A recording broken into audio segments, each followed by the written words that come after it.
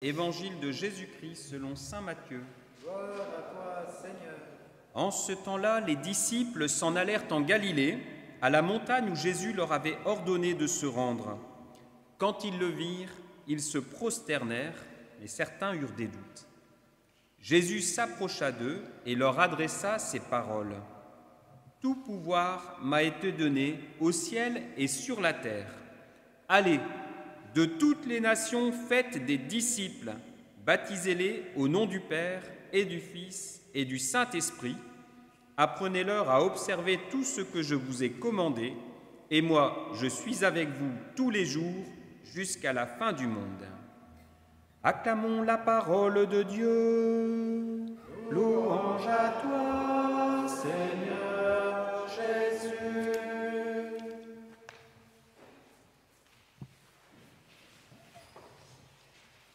Nous sommes arrivés au terme de ces 40 jours de Pâques.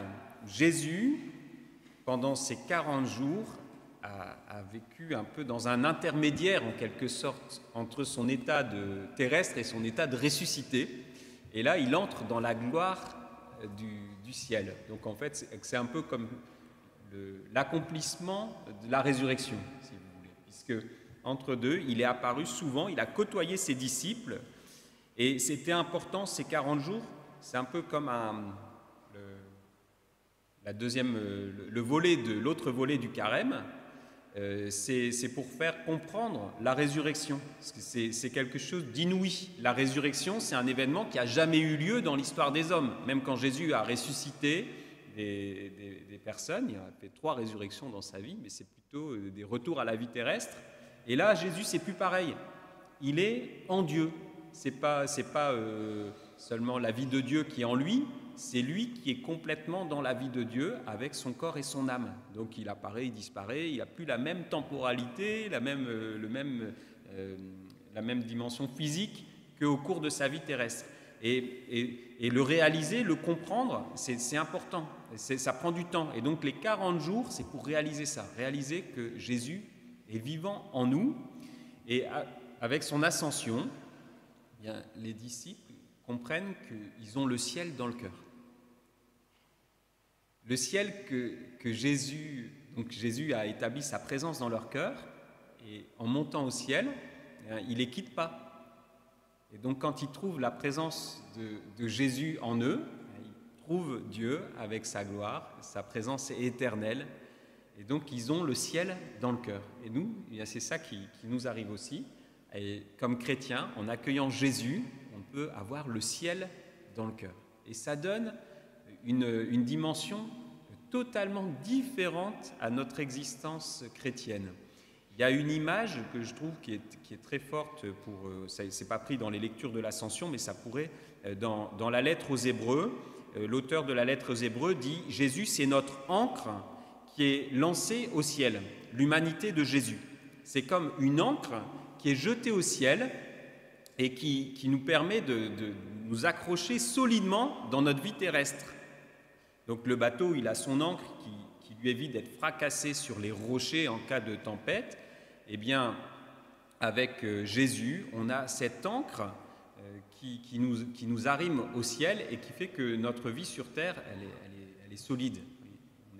Et donc, pour nous, c'est important de comprendre cela dans cette relation avec Jésus.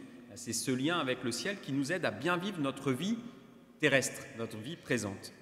Alors, dans ce qu'on a vécu pendant ces 40 jours, c'était quand même, ça fait presque 80 maintenant, avec tout le confinement et tout ce qui a suivi, eh bien, on a beaucoup été habité par la peur. Et du coup, ça m'a fait réfléchir, en fait, quelles sont les peurs qui m'ont habité en ce moment, puisque avec les disciples qui sont au Cénacle, ils sont habités par la peur et Jésus va progressivement les libérer de la peur. Alors moi aussi j'ai eu mes peurs. Alors d'abord j'ai eu peur, dans les premiers jours, j'ai eu une peur incroyable des microbes. Vous voyez, donc me laver les mains 12 fois par jour, à chaque fois qu'il y avait un contact avec... vous voyez, donc peur des microbes et peur des virus, peur des autres. peur de contaminer quelqu'un, peur d'être contaminé par lui, beaucoup de peur. Et puis les termes qui avaient été employés nous inclinaient aussi à cette peur. On a déjà évoqué le terme de distanciation sociale, vous voyez. Alors on a beaucoup fonctionné par la peur. Alors après, en allant faire mon petit tour de footing, j'avais peur des sanctions. Je ne sais pas si vous avez eu peur des sanctions. Je dis c'est une peur qui a bien marché, celle-là. Peur de se prendre une prune ou d'être dans l'illégalité. Peur aussi de déplaire aux autres. Peur de se retrouver dans un truc qu'on ne doit pas faire ou qui est pas bien, et donc peur du regard que les autres peuvent porter sur moi. Peur aussi par rapport à la communauté chrétienne. Moi, c'est une peur qui m'a habité personnellement, peur de diviser. Vous voyez, entre les uns et les autres, comme chacun a son opinion et tout le monde dit un peu tout et son contraire, comment ne pas déplaire et comment ne pas diviser. C'était compliqué, quoi. Et puis aussi peur simplement de dire sa foi, d'affirmer sa foi, de dire le Christ est ressuscité dans un contexte où tout le monde est dans la peur et dans l'inquiétude. Comment pouvoir oser témoigner de sa foi, de la foi et l'espérance du ciel aussi par rapport aux défunts, par rapport aux personnes qui sont atteintes par la maladie. Comment dire sa foi et peur de dire sa foi. Alors on dit la peur est mauvaise conseillère, et donc les paroles qui m'ont habité aussi beaucoup pendant ce temps de Pâques, c'est les paroles de Jésus. N'ayez pas peur, n'ayez pas peur. Bon, voilà, il le dit souvent, et il dit aussi la paix soit avec vous. Alors c'est des paroles vraiment du temps de Pâques qui nous ont accompagnés, et donc c'est important de trouver un autre moteur, une autre encre. Si notre encre, ça a été la peur, eh bien, c'est important de trouver une autre encre ou un autre moteur dans notre vie que la peur, et de remplacer la peur par la confiance, par le désir. Alors, on a remplacé l'expression distanciation sociale par protection. C'est quand même beaucoup mieux, hein, vous voyez. Donc, et on va, avec la grâce de Jésus, essayer de basculer dans un autre dynamisme que celui de la peur, donc un dynamisme dont le monde a besoin. Alors si nous, on n'est pas capable de l'incarner comme chrétiens, eh bien, ça va être très compliqué dans notre société. On a vraiment quelque chose à apporter, à puiser dans le Christ, une autre façon de vivre, dans la confiance.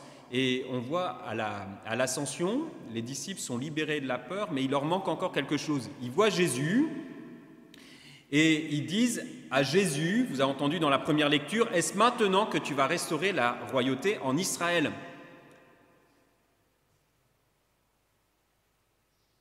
Alors là, il y a un truc qu'ils n'ont pas compris, quoi. Ils n'ont toujours pas compris qu'en fait, c'est eux qui vont faire le boulot avec Jésus. Est-ce maintenant que toi, tu vas y aller puisque tu es ressuscité? Et Jésus leur dit, vous recevrez une force, c'est ça qui leur manque, celle de l'Esprit Saint, et vous serez mes témoins. Et donc, cette grâce pour le monde, elle ne viendra pas dans le monde sans passer par nous.